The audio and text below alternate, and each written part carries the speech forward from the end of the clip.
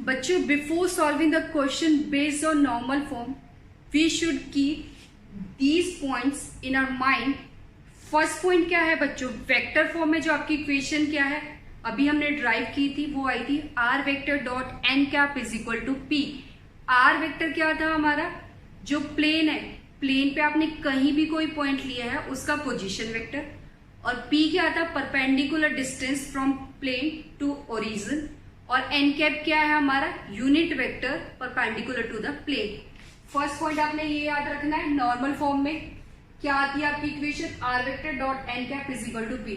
उसके बाद हमने इसको ड्राइव किया था कार्टेशियन फॉर्म के लिए।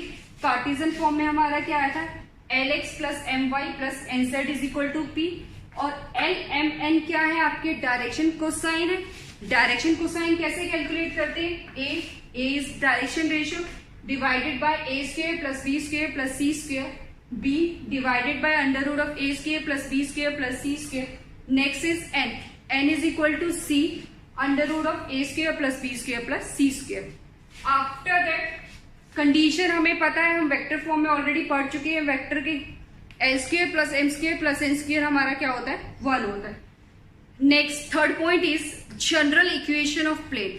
प्लेन की जनरल इक्वेशन क्या होती है? A X plus B Y plus C Z is equal to D, where A B C are the direction ratios means D Rs. अब बच्चों यहां देखो, ये जो है आपका प्लेन है, ठीक है, प्लेन। अब प्लेन के परपेंडिकुलर क्या होता है? उसका नॉर्मल होता है। तो every plane is defined by its normal. तो यहां से हमारे पास एक पॉइंट बन जाएगा, every plane is defined by its normal. Second बच्चों, आप प्लेन पे कितनी भी लाइंस ले लो। सेकेंड, ये आपका प्लेन है, ठीक है, इस प्लेन पर आप जितनी भी लाइंस लोगे, ये लाइंस आपकी रैंडम है, तो ये लाइंस जो होंगी आपकी वो परपेंडिकुलर होंगी किसके? नॉर्मल वेक्टर की। Every lines on the plane always perpendicular to a common line which is known as its normal. तो यहां से नेक्स्ट पॉइंट क्या है? एवरी लाइन या फिर ऑल लाइंस, ऐसे बोल सकते हैं, all lines on the plane are always perpendicular to a common line which is known as normal। ये क्लियर हुआ? आप प्लेन के अंदर कितनी भी लाइंस ले लो, ये सारी लाइंस आपकी क्या होंगी? परपेंडिकुलर होंगी उस प्लेन के नॉर्मल के। एक कॉमन लाइन के परपेंडिकुलर है जिसको हमने नाम दे दिया नॉर्मल। उसके बाद ये हम कर चुके हैं कि आप डायरेक्शन कोसाइन कैसे निकालते हो? D R divided by under root of A square plus B square plus C square. ये आपका फॉर्मूला है डीसीज निकालने का। ये आपका क्या है? फॉर्मूला डीसीज निकालेगा। अब इनके बेस पे क्वेश्चंस कर solve some questions based on the given concept. First question है आपका, find the direction cosine of the plane. आपको प्लेन गिवन है 2x minus 3y plus 4z is equal to 6। जब भी बच्चों आप प्लेन के क्वेश्चन करते हो तो आपने क्या करना है? पहले प्लेन को ड्रॉ कर लो। ये आपका प्लेन है, plane, every plane is defined by its normal. आप यहाँ एक नॉर्मल बनाएंगे, ये इसका नॉर्मल हो गया, दिस इज नॉर्मल वेक्टर, और इसकी डायरेक्शन में जो है ये आपका क्या है? एन कैप है, ठीक है बच्चों। अब आपको प्लेन की जो इक्वेशन गिवन है वो है 2x minus 3y plus 4z is equal to 6। ये है नॉर्मल वेक्टर। आप क्या लेके चलते हो? A I plus B J plus C K. N cap क्या है आपका? N cap is L I M J plus N K. तो यहां से हमें क्या मिलते हैं? ये हमें देता है D Rs which is A B C. यहां से हमें क्या मिलेंगे? DCs which are L M N. और ये क्या है आपकी? कंपेयर करें अगर हम जनरल इक्वेशन को, तो वो क्या है आपकी? A X plus B Y plus C Z is equal to D. तो हमें फाइंड करने direction cosines, direction cosines of given plane is given by बच्चों, अभी हमने पढ़ा था इससे पहले, एल से रिप्रेजेंट होता है, डायरेक्शन कोसाइन किससे रिप्रेजेंट होते हैं, एल से, A by under root of A square plus B square plus C square, M is equal to B by under root of A square plus B square plus C square, N C upon under root of A square plus B square plus C square. तो A की value क्या है, यहां से हमारे पास D Rs क्या है, इस लाइन के डी आर्स है हमारे पास 2 -3 एंड 4, ये आपके डी आर्स हुए। तो ए की value is 2 upon under root of A का स्क्वायर प्लस -3 का स्क्वायर प्लस 4 का square, this is 2, 4 plus 9 plus 16 which is equal to 2 by under root 29। Next is B, B क्या है, -3 upon under root 29, similarly C is 4 by under root 29।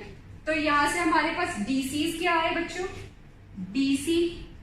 DCs क्या हो गए, 2 by under root 29 -3 by under root 29 and 4 by under root 29, these are the DCs. अगर इसी question में आपसे पूछा जाए परपेंडिकुलर डिस्टेंस, ये आपकी डी है, हमें क्या निकालना है, पी निकालना है, तो उसके लिए हमें क्या करना पड़ेगा, इसके मैग्नीट्यूड से डिवाइड करना पड़ेगा। तो इसकी डिस्टेंस 6 नहीं होगी, डिस्टेंस क्या होगी आपकी 6 बाय। सेकंड क्वेश्चन में क्या है, आपको डीसीज फाइंड आउट करने हैं। अब आपके पास जो प्लेन है आपका z इज इक्वल टू 2। बेटा इस क्वेश्चन को ध्यान से देखना, ये बहुत इंपॉर्टेंट है और आपको इससे एक नई चीज सीखने को मिलेगी। ये है आपका plane, this is normal vector, ये आपका यूनिट वेक्टर हो गया। ये क्या होता है, a I plus B J plus C k होता है, ये आपका l i plus m J plus N k है, और प्लेन की इक्वेशन आपको z is equal to 2 given है। आपको डीसीज निकालना है and distance from origin find out करना है। अब बच्चों ये देखो z इज इक्वल टू 2, इसको अगर हम कंपेयर करें ax की फॉर्म में अगर आप लिखोगे तो आप लिख सकते हो इसको 0.x plus 0.y plus 1.z is equal to 2।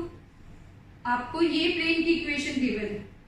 अब आपने डीसीज निकालने हैं। बच्चों देखो, डीसी निकालने का फॉर्मूला होता है a upon under root A square plus B square plus C square. If अगर आपका A square plus B square plus C square 1 हो जाता है, A square plus B square plus C square 1 हो जाता है, तो उस केस में बेटा a is equal to n, b is equal to m and c is equal to n, means drs and dc's आपके क्या हो जाएंगे, इक्वल हो जाएंगे। उस केस में आपके drs और dc's क्या हो जाएंगे, इक्वल। क्यों, n का फॉर्मूला होता है a upon under root of A square plus B square plus C square. अब यहाँ देखो x की है, ये क्या, a इज 0, b इज 0 और c इज 1, तो यहाँ पुट करोगे तो आपको क्या मिलेगा 1 which is equal to a। तो इस केस में आपका n, a की वैल्यू क्या है 0, तो m क्या है 0 और n क्या है आपका 1। तो बच्चों कहीं भी आपका a square plus B square plus C square is equal to 1 है, तो जो आपके drs होंगे वही आपके क्या हो जाएंगे, dc's हो जाएंगे। तो dc की वैल्यू कितनी आ गई, यहां से 0, 0 एंड 1। उसके बाद पूछा गया है and distance from origin. Distance from origin, अगर आपका एबीसी 1 है तो जो आपका डी होगा वही क्या होगा, आपका पी होगा। बट अगर ये इक्वल टू 1 नहीं है तो आप उसके मैग्नीट्यूड से उसको डिवाइड करेंगे। तो ओरिजिन, तो आपके पास distance from origin, distance from origin, ये कितना हो जाएगा 2। क्लियर हुआ डिफरेंस क्या है। अगर आपको डायरेक्शन कोसाइन निकालना है तो आपको डिवाइड करना पड़ेगा A square under root of A square plus B square plus C square. But if the value of A square plus B square plus C square 1 आ जाता है, तो उस केस में बच्चों डायरेक्शन कोसाइंस और डायरेक्शन रेशियोज आपके same रहते हैं। नेक्स्ट है आपका क्वेश्चन नंबर 3। क्वेश्चन नंबर 3 में क्या है, find the vector equation of a plane which is at a distance of 6 upon root 29 from origin and its normal vector from origin is this। आपको क्या given है इस case में, question number 3 में बच्चों देखो, क्वेश्चन नंबर 3 में आपको डिस्टेंस गिवन है, ठीक है। आपको क्या गिवन है, डिस्टेंस गिवन है फ्रॉम ओरिजिन। यहां है आपका, ये है आपका, तो यहां से जो ये डिस्टेंस है आपकी, ये आपको गिवन है। ये कितनी गिवन है आपको, p की वैल्यू आपकी 6/√29 गिवन है। उसके बाद आपको नॉर्मल वेक्टर गिवन है बेटा, नॉर्मल वेक्टर है ये क्या है आपका नॉर्मल वेक्टर, यूनिट वेक्टर नहीं है। तो आपको नॉर्मल वेक्टर जो गिवन है वो क्या गिवन है, नॉर्मल वेक्टर की जो वैल्यू गिवन है which is 2i minus 3j plus 4k, ये आपको गिवन है। तो आपको पता है वेक्टर फॉर्म में equation, vector form equation of plane, या इसको सिंपल ऐसे लिख लो, p की वैल्यू आपको गिवन है, p इज गिवन 6/√29, ये डेटा आपको गिवन है। द इक्वेशन ऑफ वेक्टर में निकालना है आपने, the vector equation of plane is given by, ये क्या है, r vector dot n cap is equal to p। But आपको क्या गिवन है, वेक्टर, नॉर्मल वेक्टर गिवन है, ना कि आपको यूनिट वेक्टर गिवन है। आपको कौन सा वेक्टर गिवन है, नॉर्मल वेक्टर। तो नॉर्मल वेक्टर गिवन है, यूनिट वेक्टर निकाल लोगे, n कैप हमें पता है क्या होता है, n vector divided by n का मैग्नीट्यूड। n कितना है, 2i minus 3j plus 4k divided by its magnitude, 4 plus 9 plus 16, ये कितना है 2i minus 3j plus 4k divided by √29। तो फ्रॉम इक्वेशन 1 से हमें क्या मिलेगा, फ्रॉम इक्वेशन 1 क्या होगा बच्चों, r vector dot n cap कितना है आपका 2i minus 3j plus 4k divided by √29 and p is given which is equal to 6/√29. This is the vector equation.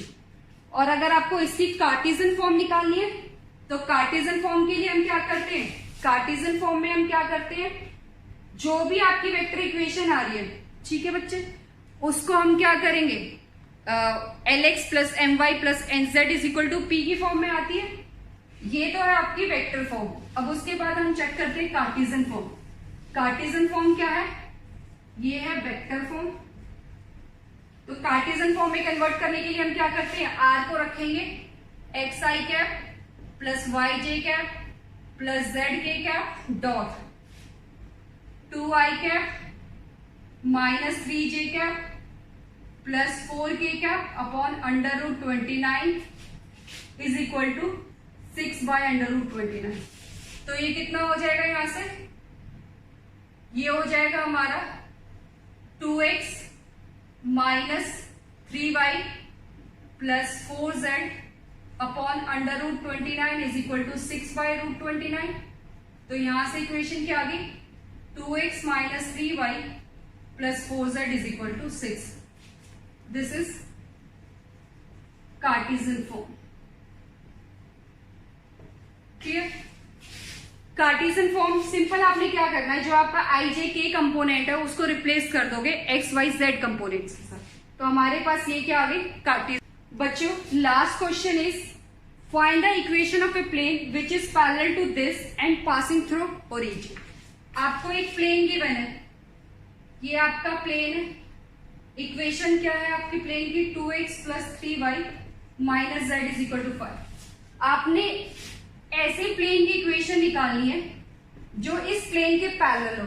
तो इस प्लेन के पैरेलल बच्चों ये प्लेन हो गया, ठीक है। अब बच्चों ये देखो, ये जो रिक्वायर्ड प्लेन है जो आपने निकालना है, रिक्वायर्ड प्लेन, इसका नॉर्मल कहाँ होगा, इसका नॉर्मल भी इधर ही होगा, दिस इज नॉर्मल। अब ये देखो, ये जो नॉर्मल है ये इस प्लेन के परपेंडिकुलर है, ये भी इस प्लेन के परपेंडिकुलर। मीन्स अगर हम चेक करें तो ये दोनों नॉर्मल्स एक ही लाइन पे होंगे या नहीं होंगे, होंगे, क्योंकि ये भी है ये भी, मीन्स ये दोनों पैरेलल नॉर्मल्स आपके क्या है, पैरेलल भी हो सकते हैं। तो इस केस में आप ये देखो, यहाँ इक्वेशन देखो आपकी सेम आएगी, तो जब भी आपके पास दो प्लेन्स पैरेलल है, दो प्लेन्स क्या है आपके पैरेलल है, उस केस में सिर्फ आपका जो ये कांस्टेंट टर्म है वो चेंज हो जाती है। तो इसकी क्या होगी 2x + 3y - z = d ले लिया। बच्चों ध्यान से देखो, अगर आपके पास दो प्लेन है, ये एक प्लेन है, ये एक प्लेन है, ये दोनों क्या है पैरेलल है, ये दोनों क्या है पैरेलल है, इस प्लेन का परपेंडिकुलर यहां होगा, इस प्लेन का भी परपेंडिकुलर यहां, तो दोनों के नॉर्मल क्या होंगे same. If two planes are perpendicular, if two planes are perpendicular then their normals are same, उनके नॉर्मल्स क्या होंगे same, that is drs are same.